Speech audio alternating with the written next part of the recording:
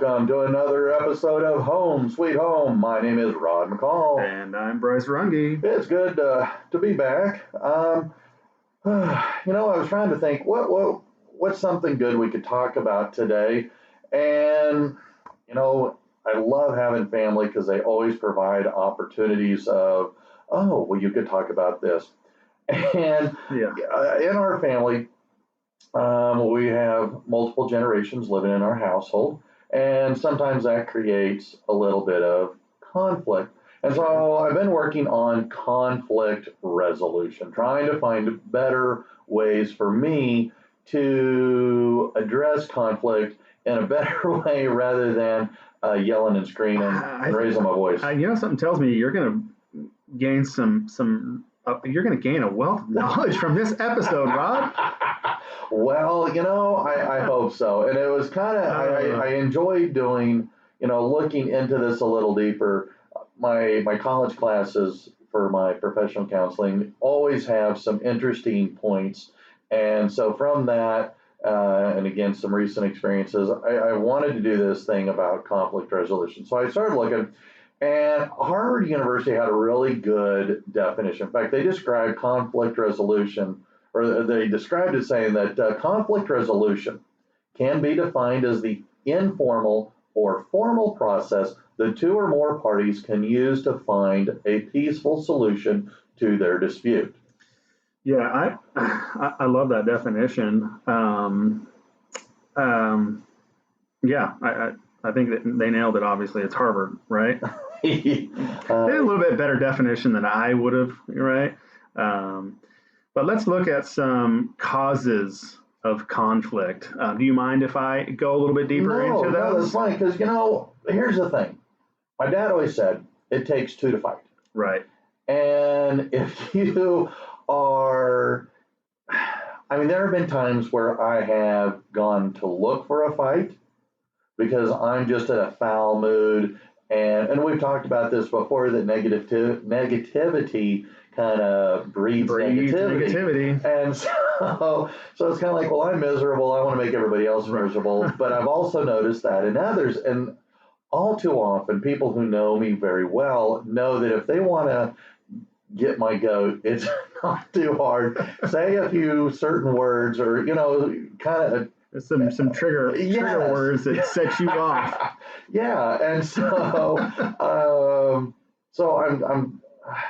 I'm really finding that as I went through looking some of the stuff up for today, yes, I am hoping to better apply these, and I actually did the other night. All right. I had a potential blow up, and it's kind of like, no, I didn't take the bait. Right. What's that saying? They go high, you go... No. They go low, you go high. Yeah. Sometimes I go low, too. Yeah. This topic is important to me. It's important to Suzanne and I's marriage. Mm-hmm. In fact, conflict resolution is one of our core values. Okay.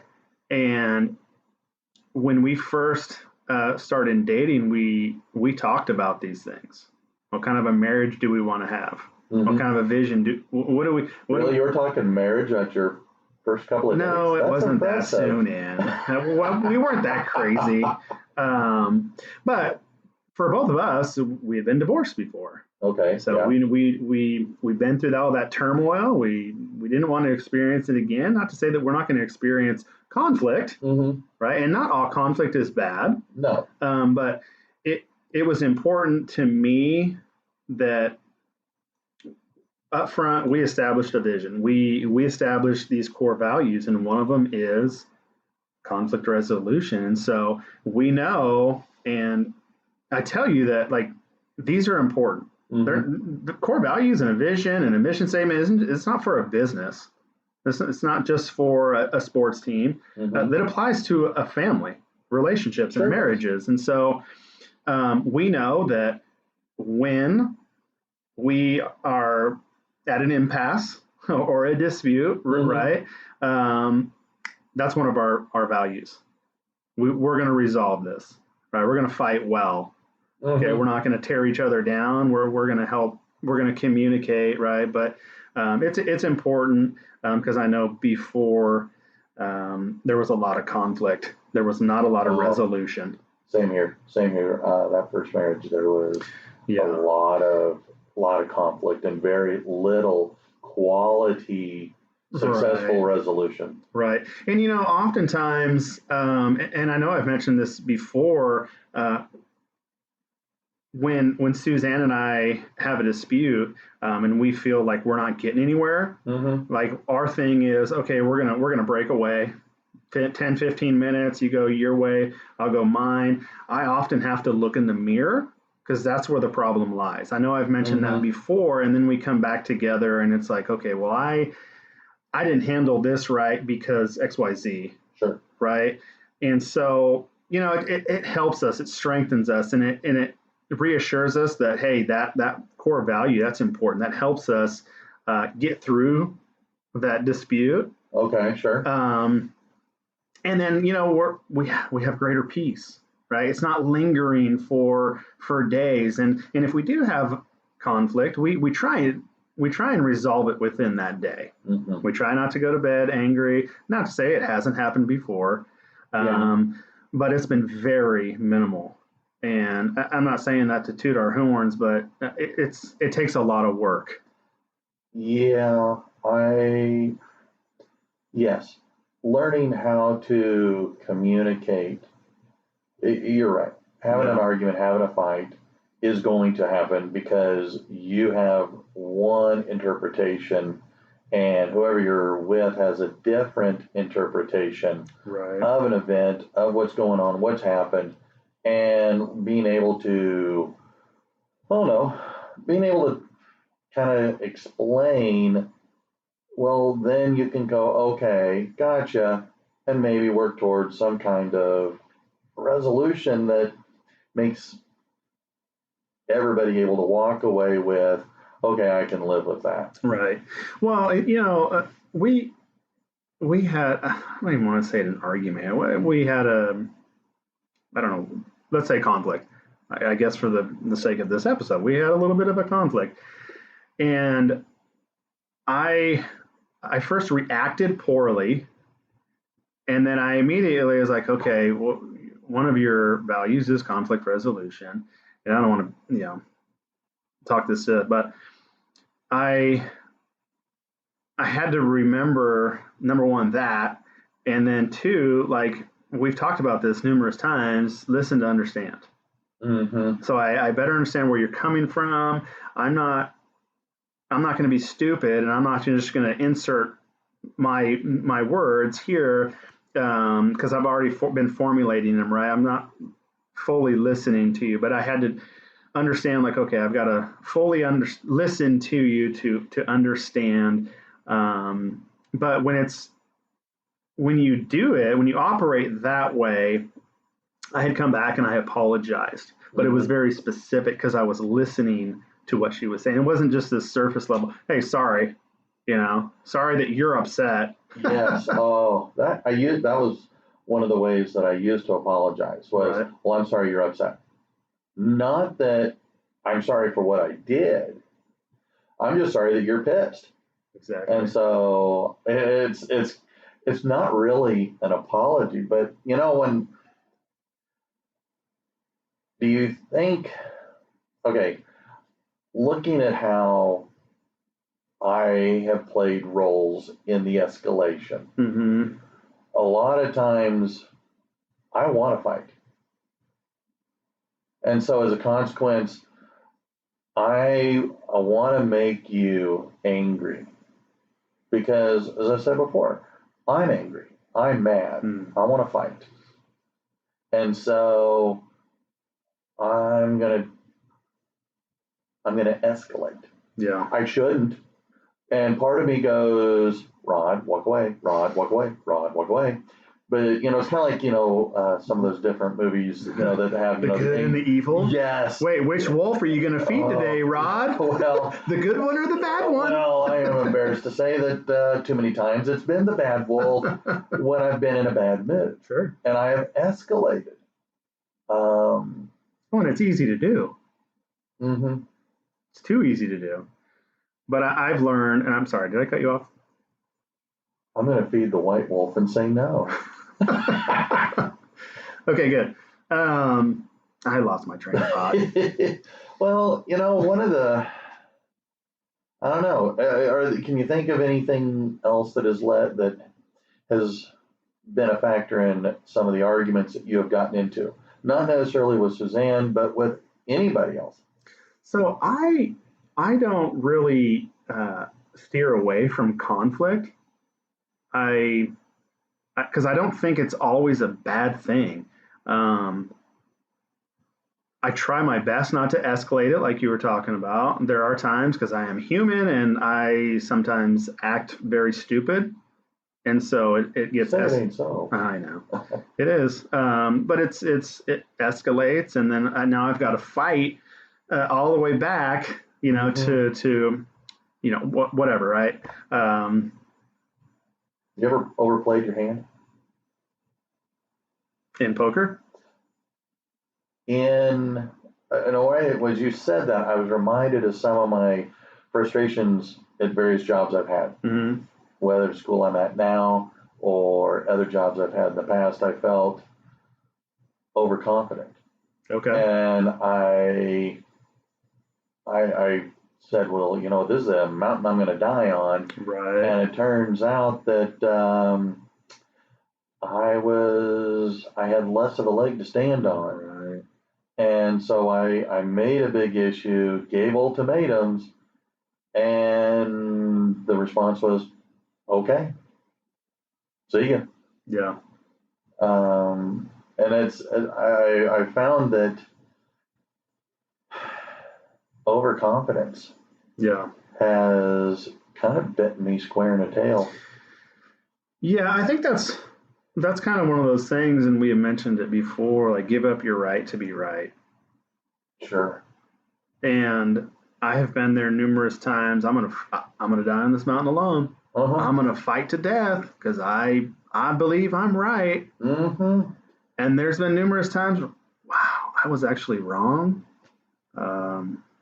And that was such a waste of time, and I've tainted the relationship or whatever it is, right?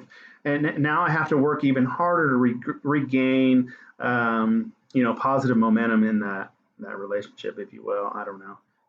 Well, I've heard relationships related to that of a bank account, whether it is a marriage relationship, a friend relationship, a work relationship, whatever it is, it's a bank account, right? And your deposits, need to exceed your withdrawals. And when you pick a fight, when you overplay your hand, when you want to be kind of self-serving in what you're doing, can you overdraw on that friendship, on that relationship? Oh, yeah. Yeah, we say that a lot. You mentioned the bank account and the investments, and both parties. We're talking about a marriage or relationship, right? Mm-hmm. You gotta both invest, which reminds me of something that I discussed in my book was about healthy relationships, and not about really finding time. It's more so making time. Sure. Like we're surrounded by weapons of mass distraction. Oh, amen. And we could easily say, I don't have time for that. Hold on, I gotta check my phone. Okay. I hate your guts. Just kidding. But no, so healthy relationships really make life enjoyable.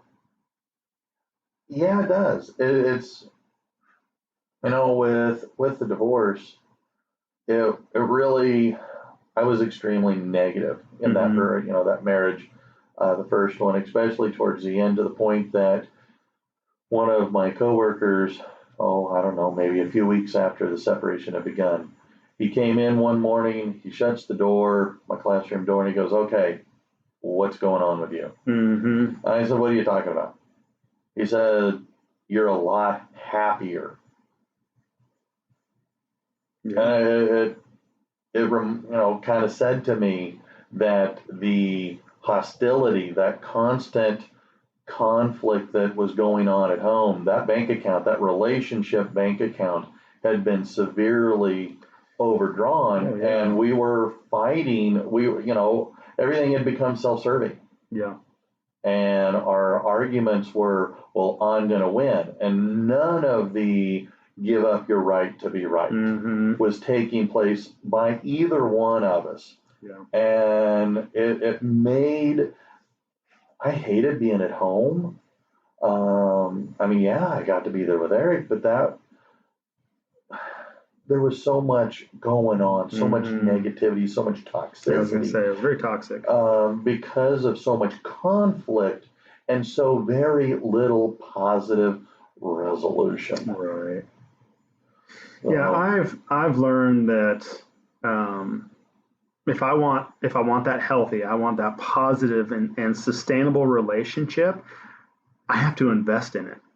That quality of our relationship it really determines the quality of our lives. And so I think it's important that we have to reach beyond the norm to initiate and invest in having those positive relationships. Well, it got to the point there in the marriage, and I've done this too much in my life, which creates a whole other set of problems, but I would avoid conflict. Yeah. I would, whatever. Okay, sure, whatever you want. And all that did was create more anger, more hostility, more frustration in me. And again, and it's not just with the first marriage, it's been at work. It's been with, friend relationships where I felt like, well, I don't have a say. I'm being ignored. And so, but rather than address it in a positive way, maybe, yeah, I would avoid, and that was not a good way to deal with the conflict either. So what have you and Suzanne done? What do you do? How do you guys address your conflict? I mean, you mentioned you walk away. So if we're at the point that we're walking away, we've talked this thing to death. We're not moving the needle in the right direction. We need a break. We need time to ourselves to reflect. Okay. And it's in that reflection time that we gain a better understanding of really what's going on. We're not face to face. We're not operating that, well, I'm right, I'm not going to give it up either. That mentality. We're in a place where, again, that reflection piece, like what's been going on, and we have to be intentional about that. Okay. It's not we just separate, and I'm not going to go crack open a beer and be like, oh, this is what I'm going to do. I'm going to do some 12-ounce curls, and she can deal with her drama. No, I have to be intentional about it because I don't want it to repeat itself. Sure. And I know that it's healthy for us to go through this. But again, it's important that we're intentional in that time away. But we always said it, hey, let's 15, 20 minutes. I don't think we've ever reconvened and said, this isn't working, we need another 15 minutes. Not to say it won't ever happen, it won't happen. Sure. Or that we're ever going to see conflict. We're going to, but how we respond, how we respond to it. But that's really what we do. Okay. If we're at an impasse or we're at a dispute, we're not getting anywhere, we're not moving the needle in the right direction, we're going to separate. We're going to go our own way for 10 to 15 minutes with the promise that we're coming back. We've calmed down. Instead of operating out of anger and slander or negativity, we're going to go away, we're going to come back, and we're going to be clothed with compassion. Okay. We're going to have a different mindset because we know that when we go away, we're to be intentional with our thoughts and our reflections so that we can resolve whatever the heck's going on. Does that make sense? It does. Because I kind of, Sharon, I do something very similar. Well, it's not 15 minutes. It might take a little longer. In fact, it might be the next day. Sure. But you're walking away, you table, or for us, we'll table that issue. And for what I try and do, and it has helped me. I start thinking about, okay, take a look at the issue. How much is emotion driven? What is the real issue here? Why are you really upset? Mm-hmm. And how much has to do with perception of what you are perceiving occurred? And then think about, okay, what are some other points of view that you might consider? And how might you be able to massage what you want into a different delivery method? Mm-hmm. And that has worked really well for the two of us, and in dealing with issues relating to, again, we have multi generations living in our house. Right. And so there is a lot of conflict and that can arise. It's not always there, but it does sometimes Mm-hmm. arise, as well as having family minutes away. Sometimes we get pulled into some of their issues as well. But it is, so I was looking at Indeed.com, trying to come up with some of the different skills, and one of the top ones includes active listening. Yeah. And you mentioned about you guys work on problem solving. That's actually one of the things that they talked about. Well, what can we do? What can we do to resolve?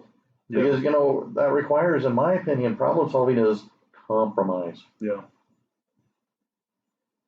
Yeah. No, I agree. And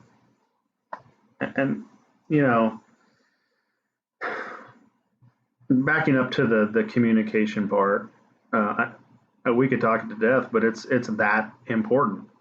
Mm-hmm. It is that important, but more so. So right, two ways, right? Speaking and then communicating that way, and then more so the active listening, and that's I think where a lot of us miss it. Yeah, because they're just straight up not listening. Well, we talked about this before, where we're listening to respond rather than listen to understand. And, because that's actually one of the other things that Indeed says is really good for conflict resolution is effective communication. Well, when you're actively listening, you're paying attention. Well, you're not being distracted. You're not thinking of a counter argument. You are listening. Yeah. You're processing, and it's not just, all right, hurry up, say your crap because I got something else I want to say. Yeah. And that really sends just a poor message to the person that you're in this conflict with. Like, they don't really care. Mm-hmm. Right? That's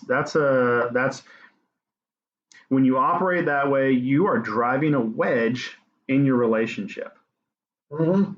And it's going to get harder and harder if you continue to operate that way to remove that wedge. Yes. And you lose trust. Yeah.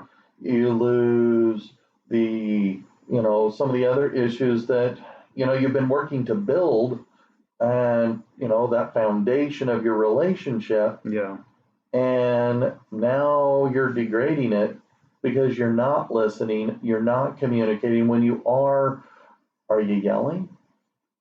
Now, I've been accused of being a yeller. I know you don't believe that. I call it being impassioned. Mm. You buy that? Not at all. But I have found that when I use some of these things, some of these strategies, which also includes patience. I mean, I know I am a paragon of patience. Again, don't get in the car with Rob. I'm learning to do better. I'm a long way from achieving my goal. The powers that be give me lots of opportunities to practice patience. Thank goodness, because I don't pass very often. But I'm learning when it comes to addressing conflict, addressing an issue, trying to stay narrow focused. What is the specific issue? And trying to communicate. But I will tell you one suggestion that Indeed has that I struggle with, and that is being able to understand a person's body language. Because, it's not always what you say, but how you say it. Yeah. I can remember my granddaddy always saying, well, I said I'm sorry. Yeah. Yeah, no, that's not what you were saying. Now say it like you mean it. Well, again, body language. I am very good at communicating non-verbally my anger, hostility, and frustration. Tapping my toe, thumbing my fingers, or tapping, going, oh, sorry, I guess maybe nobody can hear that. But anyway, it's body language. Yeah. And I have to do better at making sure that any negative feelings are not expressed poorly through my body language. Well, and it's easy. It's again another easy thing to allow to happen. And I don't mean to criticize you or anything, but again, going back to that one word, intentional, right? Being intentional, being mindful of your body language. And this is actually, I put on a short lesson in class regarding communication, right? Okay. Actually, it's a little bit longer, short lesson in the body language category. Okay, sure. And how that even though your mouth isn't open, your body is speaking. Sure. And, whether that's your rolling your eyes or like what you're talking about, tapping your feet or your arms crossed or your head is your head's, dipped down, your shoulders slouched, they're all speaking, right? And if you're in your head, you're not something that Indeed points out, level-headedness. Yeah. Right. If you're not there, then everything else is just kind of do its own thing, if you will, and you're not being intentional. So then again, you're escalating the situation, even though you haven't even opened your mouth. Thank you. And that is so. I'm not sure if maybe it's just me or if a lot of people have a default setting of the negative stuff. Yeah. I guess it's kind of like, junk food is so much easier to get, but it's not as good for us. Are these negative ways of communicating so much easier? That's why we do them a great deal more. Yeah.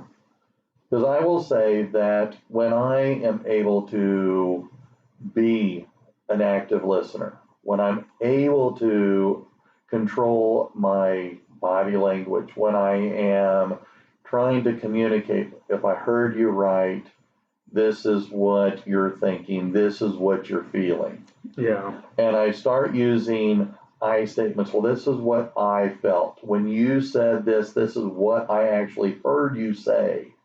And that's why I got angry and responded the way I did. Yeah. And as I have gotten better at using I statements, then my ability to help someone else or the person I'm talking to understand my perspective or my point of view then has been very effective at helping reduce some of that conflict. Yeah. Yeah, that's good. Man, you've come a long way. Well, thanks. When you're at the bottom, you only got one direction to go. I love. Did we ever mention that before? So we've watched the movie Sing. Yeah. Oh yeah. 1,000 times. Braddox and I went to the theater and we watched the new. Oh my gosh, the basketball movie, the new one with LeBron James. Oh, Space Jam. Space Jams. It was fun. It was a good movie, but in the previews, there's a Sing 2 coming out. Really? And we look at each other and we're like, Briar's going to love that. She's all about singing.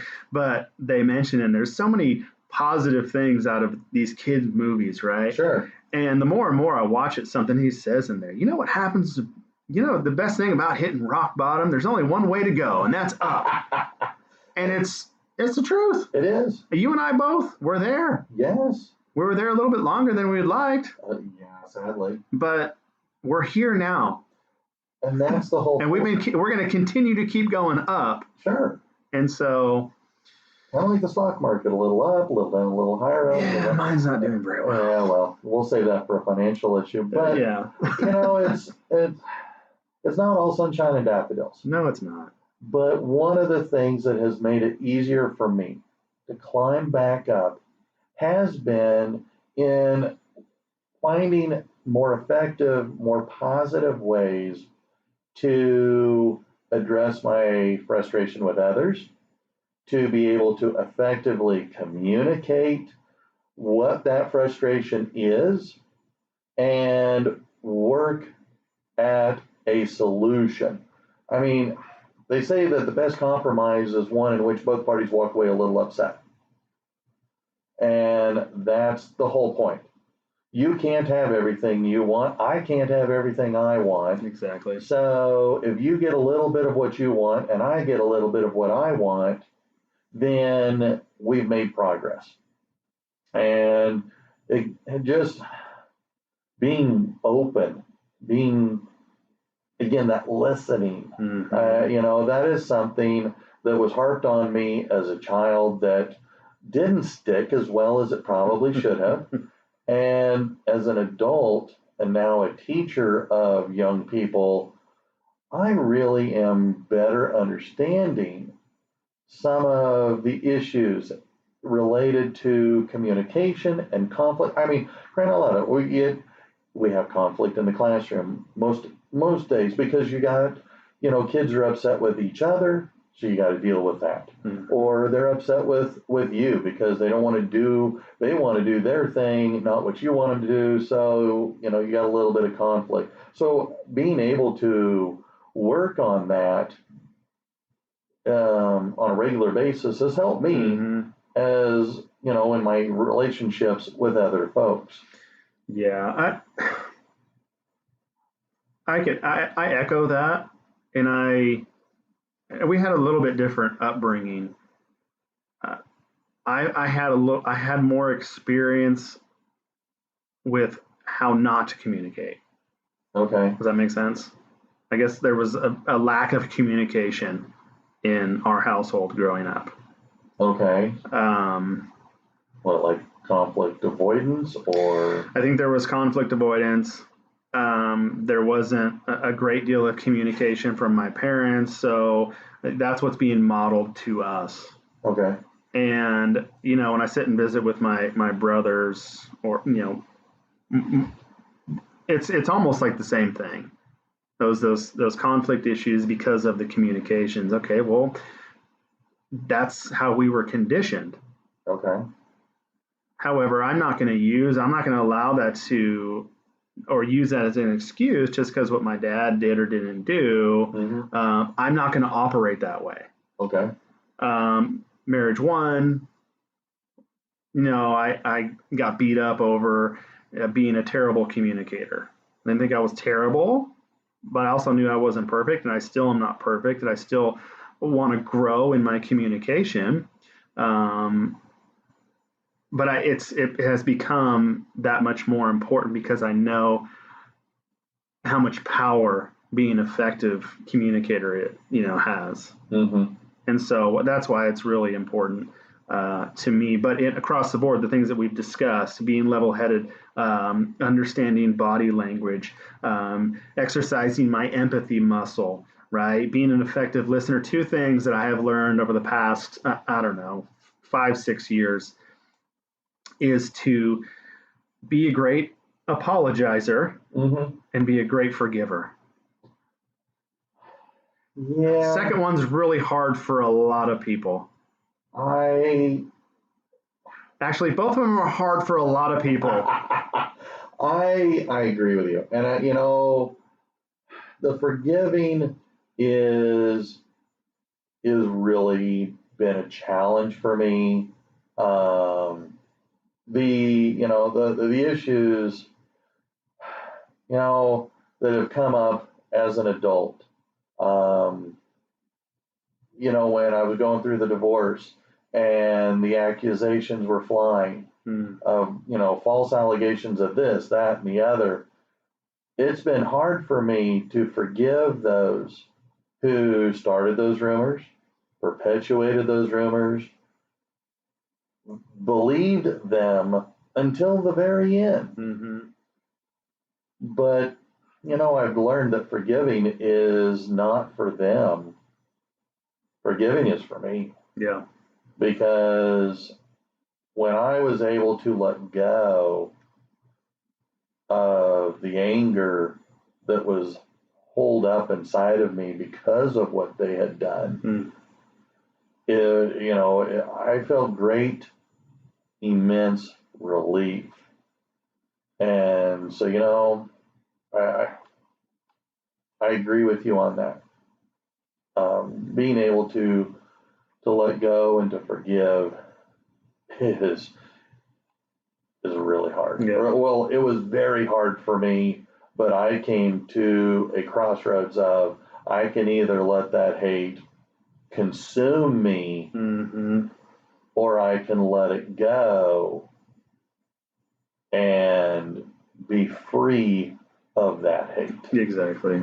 So, yeah. Again, I mean, it's not, and I applaud you for how far you've come. oh, thank you. And yeah, because you met me when I was about as low as I could get. I was on the first rung of climbing back out. Yeah. Well, I'm glad that I met you there too. Well, divine intervention brought us together. So I agree, brother. Let's before we wrap up, let's look at some tips, or provide people with some tips for managing and resolving conflict. Is that okay with you? Yeah, that'd be fine. Okay. What do you got? So let's give our people or discuss 5 different tips, if you will, how to manage and resolve conflict. Let's start with the first one rather is to make that relationship a priority. I know I talked about this a little bit earlier, but invest in that relationship. It should be a priority. Make time. Okay. Maintaining and strengthening the relationship, make it a priority rather than not necessarily winning the argument, if you will. So giving up your right to be right. Exactly. It should always be our first priority. Be respectful of the other person and their viewpoint, right? Perspective. Okay. So if the relationship is important to you, then make that your priority and go, well, okay,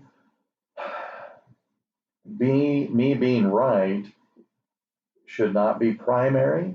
The relationship should be primary. And I don't know. Okay, I gotcha. I think that's fine. Win at all costs, that total war of fighting that I engaged with in my first marriage. Well, it was total war and it burned to the ground. Yeah. And there were no winners. So yeah. Well, one of the other, as you and I have been talking in preparation for this, was learning to pick your battles. And that one really spoke to me because that's something that has been preached to me for so long. Is that a hill to die on? And for the longest time, every hill was a hill to die on. You were going to die on, yeah. And lately, and I don't know if she'll ever listen to this, but one of my coworkers kept pushing to me last school year, stay in your lane. Stay in your lane. And then there was that commercial about stay in your lane, bro. Oh, yeah. I don't even know what they were selling, but and that was my mantra, was stay in my lane, stay in my lane. Not my monkey, not my circus. pick your battles. Yeah.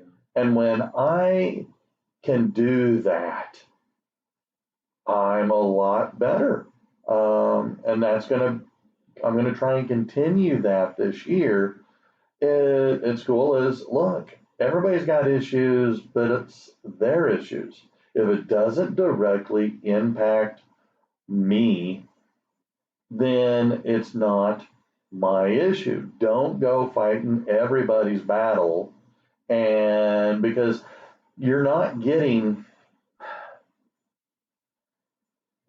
involved, so you don't know all that's going on. You're hearing maybe one side. Yeah. And as my granddaddy always said, there's three sides to every story. There's your side, there's my side, and somewhere in the middle is the truth. Right. So picking my battle will be, I think, is a really good suggestion that I will be taking on, how to manage and resolve conflict. Don't fight everybody on everything. Yeah, I think that's a very important piece of advice. Speaking of picking your battles and whatnot, I took Briar to daycare a couple weeks ago. No, sorry, I was picking her up, and the director of the school brought Briar out, and she was carrying a toy doll. And I'm like, that's not yours. And she was like, she wasn't going to give it up. It was hers. And I'm like, Briar, you need to give that back. And the director looked at me. She goes, pick your battles. I said, okay, I got you. So the doll is here with us now, lives with us. I read something a long time ago. It was in a President Abraham Lincoln book on leadership. And he specifically talks about this and how he applied, the very thing you were talking about. But he phrases it a little bit differently. Here's a tree. Picture an image of a tree. Mm-hmm. And I'm on my tractor. Mm-hmm. All right, the tree is an issue, a conflict, or whatever. Fill in the blank. Do I deem it necessary to plow through it, or am I going to plow around it? Okay. And I read that. I'm like, that's something that I've tried to apply. Is this issue? Do I need to take this on? Should I plow through it, or am I just going to plow around it? Mm-hmm. So, no, that's and it is valid, and it, pick your battles. Yeah. The other one of the other ones is I think is very important is to focus and be present. And I think that's where we lose a lot of people. They're just not present. Well, and for me, what you did in the past needs to stay there. Yeah. And to constantly bring it up. I tell my kids all the time when we go over Fifth Amendment, and the fact that double jeopardy. Mm. You can only be punished for a crime once. Well, how many times whether in marriage, whether as kids and mom and dad keep bringing up, or remember when you were 8 years old and you did that? Yeah. Well, no, I don't know if I can trust you. It's kind of like, hello, I'm 20. Let it go. Exactly. Stop living in the past. Focus. You're right. Focus on what is going on here and now. Mm-hmm. When I was in college in my marriage and family class I took on sociology, they said, you can have an everything but the kitchen sink type of fight, where, you bring up everything that happened, forever ago. And you're talking about things that just are not relevant to this. Right. Well, I'm going to bring this up because I believe this is ammo, and mm-hmm. but that's negatively impacting the person, the situation, and your relationship. Uh-huh. The past is where it belongs. So why is there this constant struggle to leave it there? To quote Pumbaa from Lion King, put your past behind you. Yeah. So I'm with you, and that kind of ties in with knowing when to let it go. Mm-hmm. I will say that I'm sometimes like a dog with a bone, and I won't let it go. And it's something that make your point and move on. Mm-hmm. And it again, the idea is to end the conflict, end the argument. So let it go. Yeah. It I guess we can sing Frozen right here. Let it go, let it go. We're on that kick now. Briar's older. It's Frozen. She knows Elsa and all that. We can channel Elsa and just let it go. Right. You made a point. It kind of again ties right in there with focus on the present. Right. So. Yeah. No, I agree. So just to recap, as we close today's episode, on tips for managing and resolving the conflict when you are faced with it, not if. No. So make the relationship a priority. Make time. Invest in that relationship. Focus on being present. Mm-hmm. Focus on the present. Pick your battles. Okay, we know conflict can be draining, so pick and choose. Right, choose wisely. Yeah. Be willing to forgive. And we talked about that before, that unwillingness, unableness to forgive. It's just almost like a punishment, this internal punishment. So be willing to forgive and then know when to let it go. Yeah, we're going to let her sing that song. Okay. That was a stretch. I thought I'd throw it out there, but I'm willing to take a risk and sing. Oh, well. I'm going to forgive you for that then.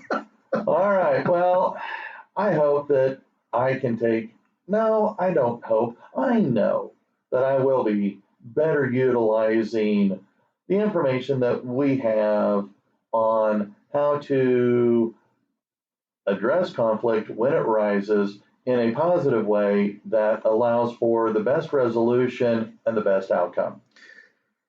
I agree. I will be doing the same. And again, the mission here is to equip you with tools so that you could have a home. Sweet home. Take care. Until next time, have a good one.